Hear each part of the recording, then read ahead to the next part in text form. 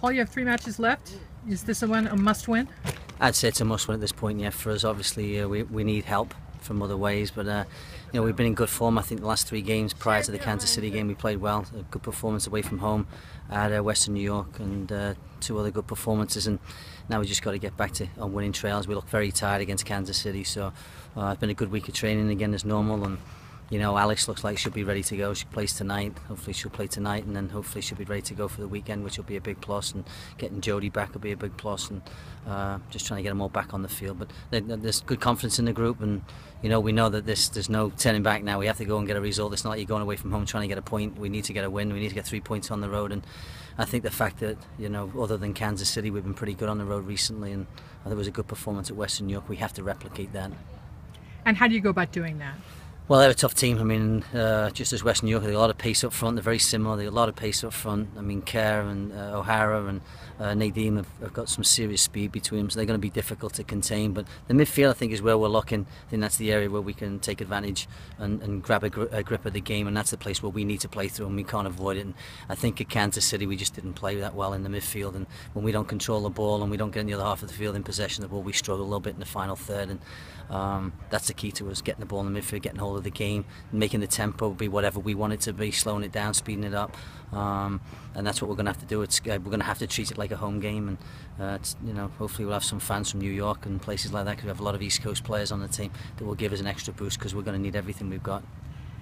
And you'll be watching the scoreboard, I'm sure. Have you figured out the scenarios among the top 4 teams? I mean, basically what we've told the players is we need 3 wins. We need 3 wins, and then we have to worry. You know, we can't worry what everyone else is doing, because it's not in our hands anymore. So we take care of our 3 games, starting with the one that's most important, obviously, which is the next one. I think that's the key to us. We get those points, and then however the dice falls, it falls. And I think they'll be disappointed if we don't make it in. Obviously, knowing now that the final is at home, is at our place, and I think it'll be a tough pill to swallow, knowing there'll be 2 other teams there if we don't get in. But you know, we've left it late, and we've only got ourselves to blame at this point. So we're going to go out and, you know, try and do the best we can the last 3 games, get 9 points, and fingers crossed the last weekend of the season that things work out for us. Does that give any sort of incentive now that the final venue has been named as Providence Park? Well, I think you don't need any more incentive. But if there's a bigger incentive, it's to play in front of 21,000 at home in the final. I mean, that's a huge incentive. But I think we've been trying to get playoff home games for 3 years here. You know, I think it's a crucial thing for us in our future, and something that we have to do. And you know, I think everybody saves a big game for the Portland Thorns. They want to play well against us. They enjoy coming into the atmosphere here. So I think every team, knowing that the final's in Portland, will want to get to the final now, knowing that it's in such a great place to play. So I think it'll be a little bit of extra kick to everybody.